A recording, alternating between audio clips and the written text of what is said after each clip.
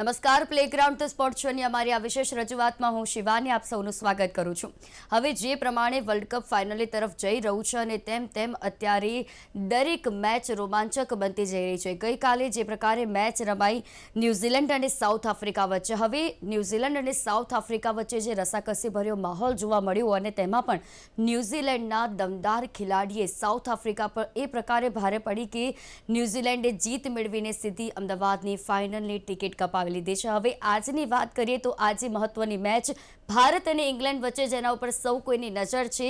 કેવા પ્રકારના સમીકરણો આજની મેચમાં રચાઈ શકે છે અને ખાસ ખેલાડીઓએ કઈ બાબતોમાં વિશેષ ધ્યાન આપવું પડશે, ફિલ્ડિંગ કેટલી મહત્વપૂર્ણ ભૂમિકા જે છે આજની મેચમાં ભજવી શકાય છે. અને ભારત તરફથી વાત કરવામાં આવે તો જે ભારતના ખેલાડીઓએ આજે એડી ચોટીનું જીત માટે જોર લગાવવું પડશે, જીતવા માટે જોર લગાવવું પડશે.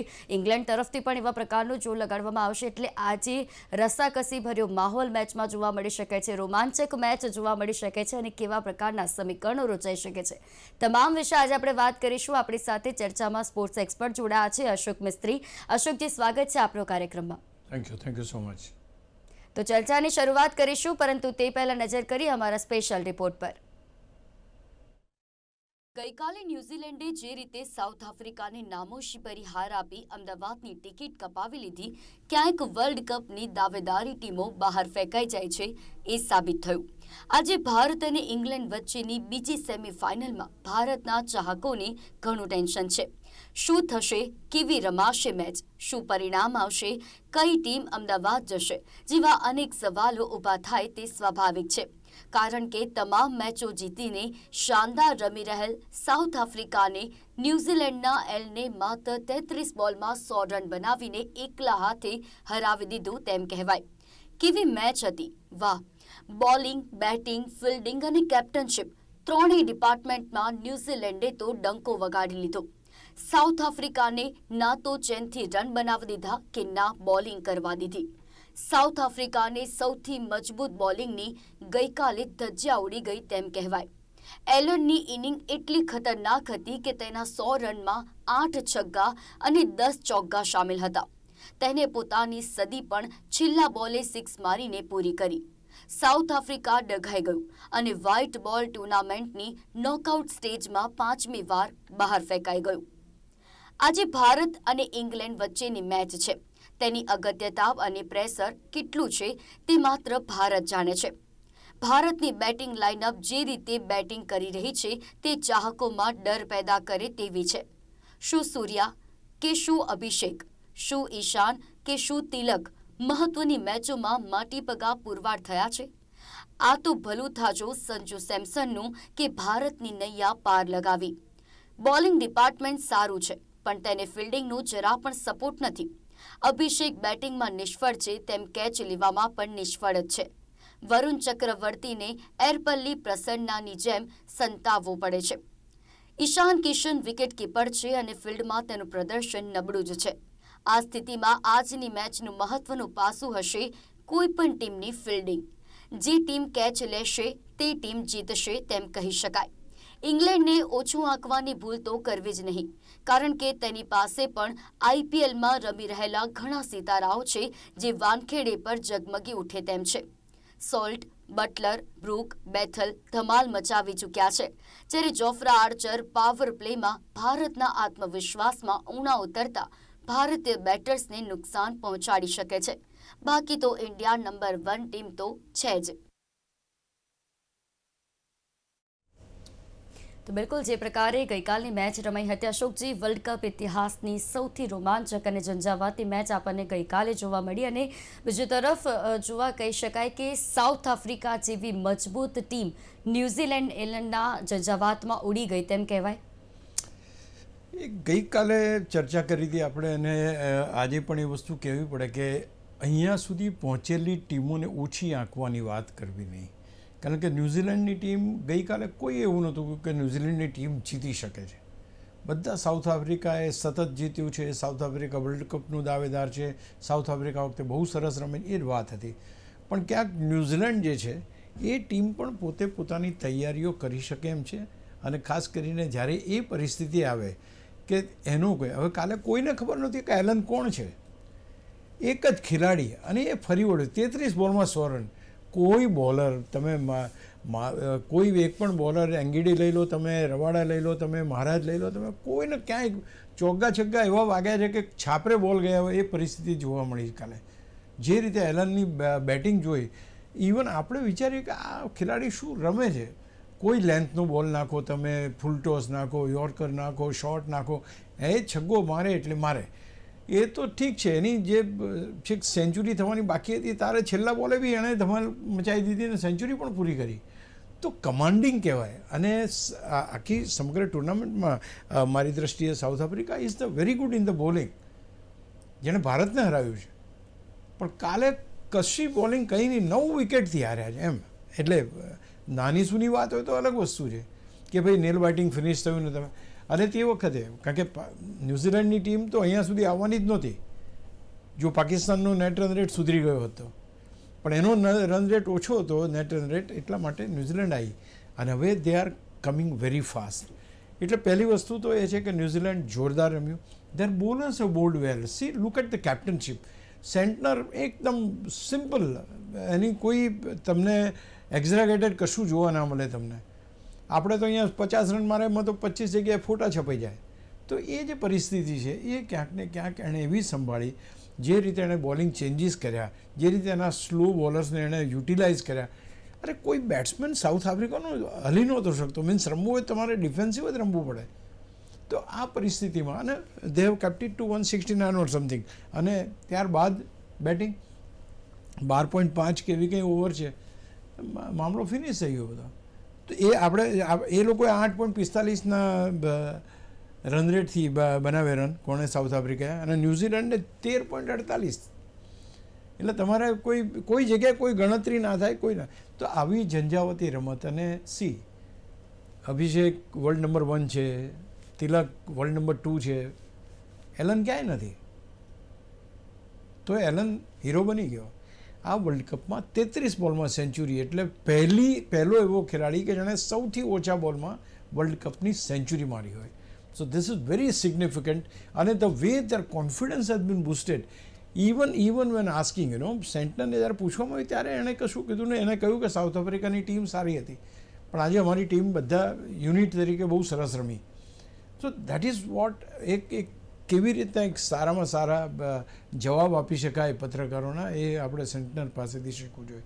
આપણે એમ કહીએ કે ભાઈ સંજુ સેમસનને ટીમમાં રમાડવાનો છે, અભિષેકની જગ્યાએ રમાડું, તિલકની જગ્યાએ રમાડું, એમ કરીને જો આપણા કેપ્ટન હસતા હોય, એને બદલે જે આ કોમેન્ટ હતી દેટ વોઝ વેરી મચ એમ લાગે કે આ કેટલી એક ઠરેલ અને એક વ્યક્તિત્વ ધરાવતો વ્યક્તિ કહેવાય જેને, એ રીતે એની કોમેન્ટ જોવા મળી. તો આઈ થિંક ડિઝર્વિંગ છે મારી દ્રષ્ટિએ. ન્યૂઝીલેન્ડ ઘણી વખત સેમિફાઇનલમાં હારી જવાનો એનો પણ ગણાય છે. બટ ધ થિંગ ઇઝ કે ધ વે દેવ પ્લેડ, હવે હું નથી માનતો કે કોઈ પણ વ્યક્તિ જે ક્રિકેટ જાણતો હોય ન્યૂઝીલેન્ડની ટીમને ઓછી આંકવાની ભૂલ કરે. જી બિલકુલ અશોકજી, તમે જે રીતે વાત કરી કે ન્યૂઝીલેન્ડને ઓછી આંકવાની ભૂલ કરે, પરંતુ સાઉથ આફ્રિકાએ કદાચ ક્યાંક ને ક્યાંક આ ભૂલ કરી અને ન્યૂઝીલેન્ડને ઓછી આંકી, તેમાં આ પ્રકારના પરિણામ જોવા મળ્યા. અને ન્યૂઝીલેન્ડની વાત કરીએ તો ન્યૂઝીલેન્ડે પોતાની રણનીતિ અને તૈયારીઓ સામે દુનિયાને દંગ કરી દીધી તેમ કહેવાય. See no one was no. પહેલી વસ્તુ તો બધા એ જ કેરી કરીને ચાલતા હતા કે ભાઈ સાઉથ આફ્રિકા સ્ટ્રોંગ છે, બેટિંગ લાઇનઅપ જોરદાર છે, મિડલ ઓર્ડર જોરદાર છે, બધું બરાબર છે. અને ન્યૂઝીલેન્ડમાં તો કંઈ એવું થયું નથી. 2 મેચ રમ્યા, 3 મેચ રમ્યા, એમાં એકમાં 1 પોઈન્ટ આવ્યો, 1 મેચ જીત્યા, અને ત્યાર પછી નેટ રન રેટના હિસાબે આવ્યા હતા. એટલે એવું બી કોઈ ઇમ્પ્રેસિવ એ નહોતું કે ચલો ભાઈ ન્યૂઝીલેન્ડને તમારે કરો. But the way Dev play, C બહુ સાચી વાત છે કે તમે ઓવર કોન્ફિડન્ટ તો થઈ ના શકો. તમે જ્યારે એમ માની લો કે હવે અમે આ વર્લ્ડ કપના ચેમ્પિયન, તે વખતે તમે ગબડી પડો. અને બીજું કે સતત હારતી ટીમ, see this is very important. તમે સતત હારતી ટીમ, સતત જીતતી ટીમ એકને એક મેચમાં હારે, પણ એ જ્યારે નોકઆઉટ સ્ટેજમાં હારે ત્યારે દુઃખ વધારે થાય. એટલે આ બહુ, તમને ખબર છે અહીંયા અમદાવાદમાં વર્લ્ડ કપની ફાઇનલ રમાઈ હતી, ઓલ મેચીસ વી વોન, ફાઇનલ આપણે હારી ગયા. ઓફકોર્સ T20 વર્લ્ડ કપ આપણે તમામ મેચો જીતીને પણ જીત્યા. તો હું કહેવાનો મતલબ એમ છે કે તમે જે મજબૂત ગણતા હતા એ ટીમ તો બહાર થઈ ગઈ. હવે તમારે ન્યૂઝીલેન્ડથી અચ્છા અગેન આ જે કોઈ ટીમ ફાઇનલમાં આવશે એ બી ન્યૂઝીલેન્ડને હળવાશથી લેવાની ભૂલ ના કરે. They have got some different ideas અને એમના જે ખેલાડીઓ છે એ બધા ખેલાડીઓને પેલું કંઈ 150 T20 રમે એવું નથી. They are very new but they have that આજે જીતવું છે એ કરીને ક્યાંક ને ક્યાંક તમે એક ડિટર્મિન્ડ એફર્ટ્સ જેને કહેવાય 3D કહે છે ને, ડિસિપ્લિન, ડેડિકેશન એન્ડ ડિટર્મિનેશન. તો હું માનું છું કે એ ન્યૂઝીલેન્ડમાં જોવા મળ્યું. કોઈ હોવા નહીં, કોઈ ઘોંઘાટ નહીં, કોઈ બૂમાબૂમ નહીં, કશું જ નહીં. કામ ક્વાઇટ જીતીને જતું રહેવાનું. તો I think they deserve the victory અને I think they have done it. બિલકુલ. અશોકજી, કેમ હાર્યું સાઉથ આફ્રિકા? તેમાં બેટર્સની નિષ્ફળતા ગણી શકાય કે પછી બોલર્સની બિન અસરકારકતા? અને જે રીતે સેન્ટનરે ટીમને લીડ કરી તેમ કાબિલે તારીફ કહી શકાય? તમે બહુ સરસ વાત કરી, કારણ કે captain is very important in this. કેમ કે તમે આજે એવી મેચ રમવા જઈ રહ્યા છો કે જો હારશો તો તમારે ઘરે જવાનું છે. You know the result.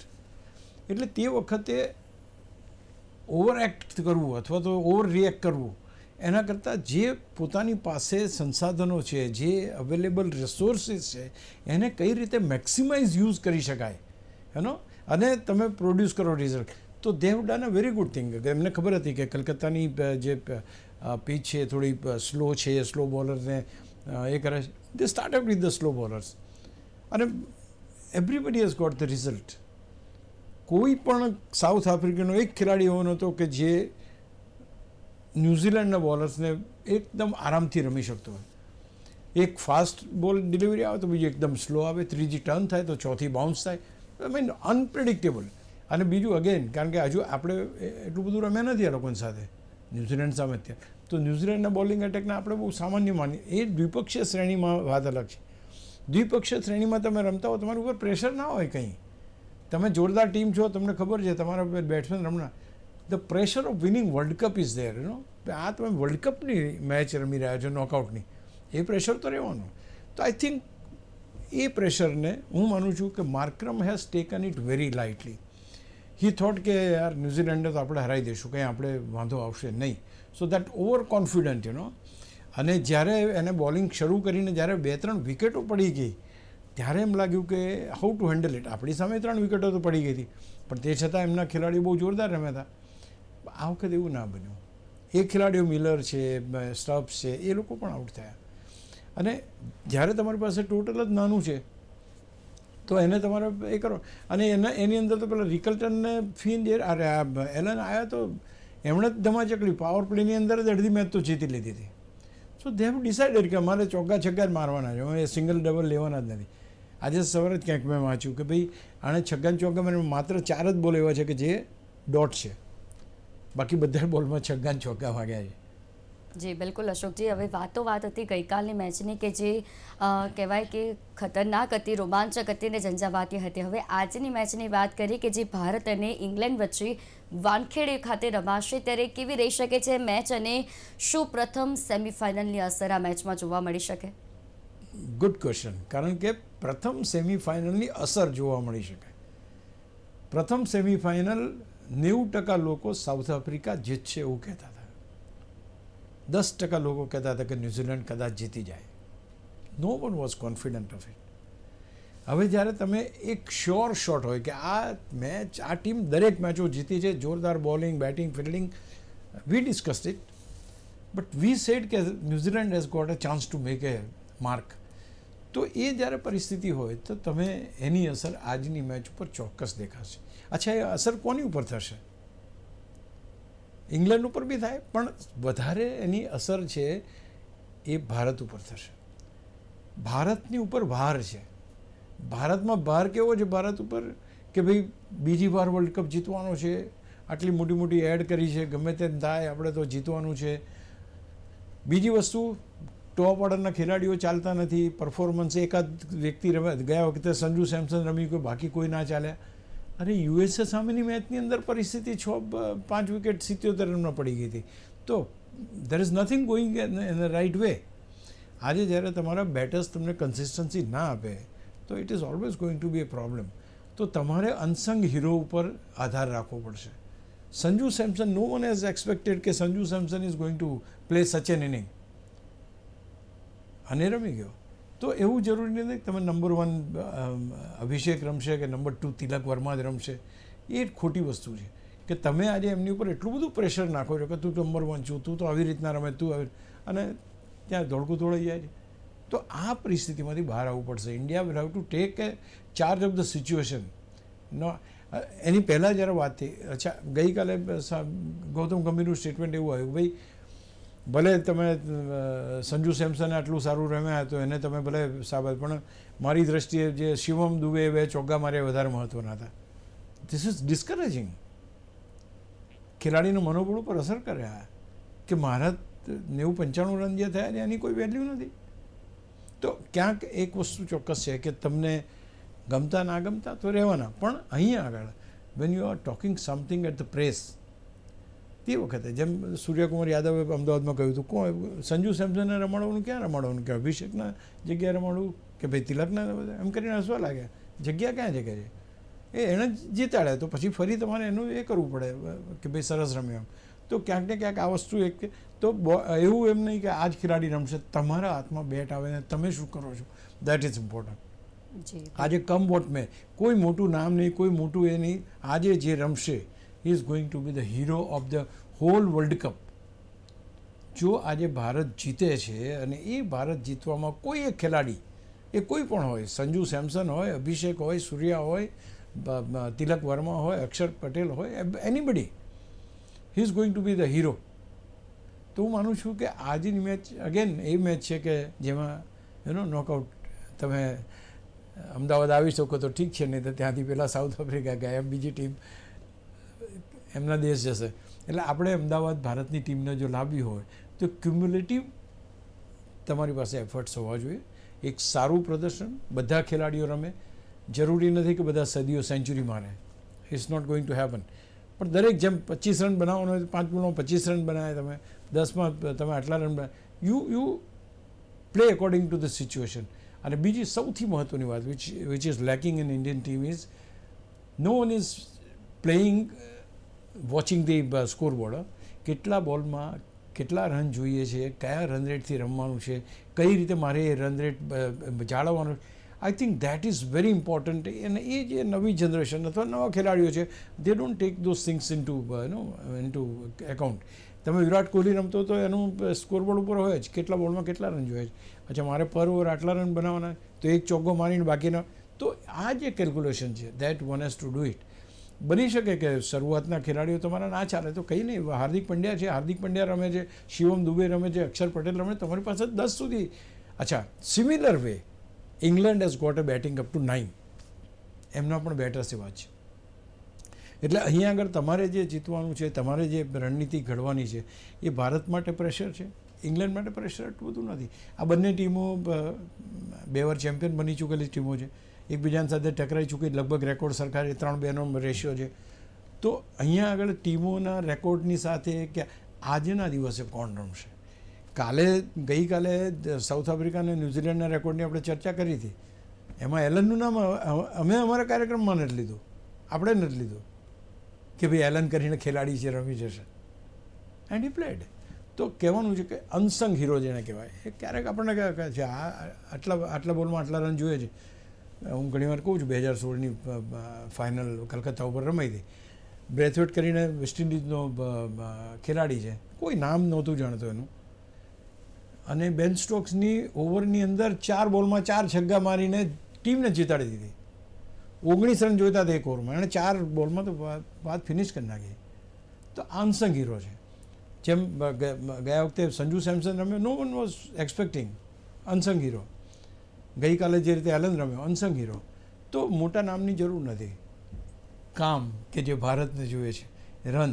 અચ્છા બીજું મોસ્ટ ઇમ્પોર્ટન્ટ જે હમણાં આપણે વાત કરી કે ભાઈ fielding is going to B the most important part of this hall this thing. આપણે ભારતમાં ફિલ્ડિંગ બહુ જ નબળી છે, એમાં કહેવામાં કોઈ એ નથી. હવે તો ઇવન એ લોકો બી પ્રેસ કોન્ફરન્સમાં કહે છે કે અમારે અહીંયા સુધારો કરવાની જરૂર છે, but that can turn the tables. એટલે આજની મેચ નેલ બાઇટિંગ ફિનિશવાળી તો હશે. વાનખેડે સ્ટેડિયમ છે, ક્રિકેટના ચાહકો મુંબઈમાં જેટલા છે એટલા હું કહીશ કે ક્યાંય નથી એમ કહે તો ચાલે. They are so much enthusiast. અને આ મેચમાં કોણ કેટલું રમે છે અને કેટલો સારો સ્કોર કરે છે. અને બીજું અગેન બંને બાજુ 5-5 ખેલાડીઓ જે લો તમે, એ 5-5 ખેલાડીઓ તો આઈપીએલમાં એકબીજાની સાથે રમે છે, એક ટીમમાં રમે છે ઘણા તો દે નો યુ, તમને એ જાણે છે અને તમે જાણો છો, અને એ બધા વાનખેડે ઉપર રમી ચૂક્યા છે. એટલે અહીંયા પહેલાં તો શું હતું કે તમે વાનખેડે ઉપર રમવાનું હોય તો આપણે આપણા પ્રકારની પીચ, તો આ લોકો રમી ચૂક્યા છે. આજે 7 નંબરની પીચ ઉપર રમવાનું છે, 5 નંબરની પીચ ઉપર રમી ચૂક્યા, 7 ઉપર રમી ચૂક્યા છે. સો દે નો ઇટ. એટલે અહીંયા આગળ એને હા, ક્રાઉડ સપોર્ટ ભારતને મળશે, પણ એક વસ્તુ એ બી છે કે આ T20 છે, અને જેમ અહીંયા આગળ ભારતને બહુ તકલીફ પડી હતી કે જેવા સાઉથ આફ્રિકાના ખેલાડીઓ ચોગ્ગા કે છગ્ગા મારે તો પિન ડ્રોપ સાયલેન્ટ થઈ જતું હતું. એટલે આપણે એ પરિસ્થિતિ ના થાય, આપણે સારું રમીએ, એક મોટો સ્કોર મૂકીએ અને કેચ છોડીએ નહીં. I think this is the key for this. જી બિલકુલ અશોકજી, બંને દેશોની હવે બેટિંગની સરખામણી કરીએ તો ખાસ અભિષેક, ઈશાંત, સૂર્યા અને તિલકની સામે ઇંગ્લેન્ડના ખેલાડીઓની વાત કરીએ તો સોલ્ટ, બટલર, બ્રુક અને બેથલ કેટલા મજબૂત ખેલાડી. ને અત્યારના તબક્કે ઇંગ્લેન્ડના ખેલાડીઓ મજબૂત કહેવાય, because they performed it. Salt રમ્યો છે, બટલર છે, બુક છે, બેથલ છે, they have got the temperament of winning. અને એ રમે છે એટલે હમણાં 51 બોલમાં 100 રન માર્યા, અથવા તો આવી બધી જે મોટી મોટી ઘટનાઓ બને છે. England is very good as far as T20 is concern. એટલે એના 4 કિલો આપણા ખેલાડીઓ કારણ કે પરિસ્થિતિ પ્રમાણે રમી શકતા નથી. તમે એમ કહો છો કે આઉટ ઓફ ફોર્મ છે, 86 રન આખી ટુર્નામેન્ટમાં અભિષેકે માર્યા છે. ઈશાન કિશન 10 નંબરમાં 10મા ક્રમે છે. તો આપણે કોઈ છે જ નહીં બેટર્સ એ લિસ્ટમાં. સૂર્યકુમાર યાદવ કંઈક 7મા ક્રમે છે. તો એ પરિસ્થિતિની અંદર અત્યારે ઇંગ્લેન્ડની ટીમ થોડી વધારે મજબૂત લાગે. But the records lies with India. Abhishek જે રીતે રમી રહ્યો છે, જે રીતે ઈશાન કિશન રમે છે, એ પોતાની આઈડેન્ટિટી પ્રમાણે આજે રમે. અને કાલે શું કર્યું ન્યૂઝીલેન્ડવાળાએ, પાવર પ્લેમાં ધોઈ નાખ્યા. પાવર પ્લેમાં તમે રમો જબરજસ્ત, તો અહીં તો પાવર પ્લેમાં તો આપણી 3-4 વિકેટો પડી જાય છે. એ ક્યાંક અટકાવવું પડશે, અને ક્યાંક જેને કહેવાય ને કે કેવું ક્રિકેટ રમો કે જે ક્રિકેટ તમને લોકો બહુ વખત યાદ રાખે. I think that is needed two be taken. તમે બેટ્સમેનની વાત કરી, ભારતના બેટ્સમેનો ખતરનાક છે. એ બધા 200-300ની સ્ટ્રાઇક રેટથી રમતા હતા. બટ આપણે આજે ઘોડું દોડાવવાનું છે. આજે દશેરાના દાડે ઘોડું આજે દોડે, અને ભારત સ્કોર જો શરૂ થઈ જાય તો અભિષેક એકલો પતાવી દે એમ છે, જેમ એલને પતાવ્યું. સૂર્યકુમાર યાદવ એટલો જ ખતરનાક છે, સંજુ એટલો ખતરનાક છે, ઈશાન કિશન છે, તિલક વર્મા છે. ચલો આજે કોણ રમે છે એ જોવાનું રહેશે. બંનેમાં હું કહીશ કે 50-50%, બંને સરખા. I am not going to tell કે ઇન્ડિયા બહુ બેટર છે, ના, બોથ આર સેમ. જી બિલકુલ અશોકજી, હવે વાત બોલિંગ ડિપાર્ટમેન્ટની આવે તો બુમરાહ, અરુણ, અક્ષર, શિવમ, હાર્દિક અને સામે ઇંગ્લેન્ડના ખેલાડીઓમાં આર્ચર, ઓવરટોન, ડોસન, કરન અને જેક્સન કેટલા મજબૂત ખેલાડી માની શકાય. અહીંયા India is at benefit. Bharat પાસે સારા બોલર્સ છે, ઇંગ્લેન્ડ પાસે પણ છે. Jofra Archer is not that speedy છે, બટ એની લાઇન લેન્થ ડિરેક્શન એટલી બધી નથી, અને એની ફાસ્ટ બોલિંગ એ અભિષેક જેવા બેટ્સમેનને રમવા માટે બહુ મજા આવે એવી છે. સો આઈ ડોન્ટ, હું એટલું કહીશ કે જસપ્રીત બુમરાહ એક ઓવરમાં 2 વિકેટો લઈ લીધી, એના જેવું કોઈ જ નથી. ત્યાર પછી તમારી પાસે તમારા સ્પિનર્સ છે, વરુણ ચક્રવર્તી છે, બહુ જ માર પડ્યો છે ને, તે છતાંય હું માનું છું ત્યાં સુધી he still has got a chance to make himself the best. અને ત્યાં હર્ષદીપ તમારી પાસે છે, તમારી પાસે હાર્દિક છે, તમારી પાસે તો તમારી પાસે ફાસ્ટ બોલિંગ છે, સ્પિન બોલિંગ છે, અક્ષર પટેલ છે તમારી પાસે, શિવમ દુબે છે. We have got a very good bowling attitude. But ખાટલે મોટી ખોડ એ છે, આપણા કેચ થતા નથી. સારામાં સારી બોલિંગ છે, કેચ ઉછળે છે, પણ કેચ જ્યારે ના થાય એટલે પ્રેશર ડેફિનેટલી ટીમ પર આવે. એટલે આજનું જે સૌથી મહત્ત્વનું પાસું જે છે મારી દૃષ્ટિએ કેચ છે. ઇફ દેટ હેપન્સ, હું માનું છું કે બાકી બધી વસ્તુ ઘીના ઠામમાં ઘી ઠરે પડે એ રીતના થશે એવું લાગે છે. જી બિલકુલ અશોકજી, એટલે જોવાનું રહેશે કે પ્રથમ સેમિફાઇનલની અસર આજની મેચમાં કેવી જોવા મળી શકે છે, અને આજની મેચ પણ ગઈકાલની મેચની જેમ જ ઝંઝાવાતી અને રોમાંચક રહે તેવી આશા રાખી શકીએ. અશોકજી, આપ અમારી સાથે આ વિશેષ ચર્ચામાં જોડાયા તે બદલ આપનો આભાર. Thank you. તો વાત હતી આજે ગઈકાલે જે મેચ રમાઈ તેના વિશે અને આજની મહત્વની મેચ કે જે વાનખેડ સ્ટેડિયમ ઉપર ભારત અને ઇંગ્લેન્ડ વચ્ચે રમાવાની છે. કેટલી રસાકસીભર્યો માહોલ રહેશે તે જોવાનું રહેશે અને ફિલ્ડિંગ સૌથી મહત્વનો ભાગ ભજવે છે તેવું એક્સપર્ટ દ્વારા કહેવામાં આવ્યું છે. એટલે કે જોવાનું રહેશે આજની મેચમાં કોણ બાજી મારે છે. તો પ્લેગ્રાઉન્ડ ધ સ્પોર્ટ શોના કાર્યક્રમમાં હાલ બસ આટલો જ. ફરી મળીશું, ત્યાં સુધી મને રજા આપશો. નમસ્કાર.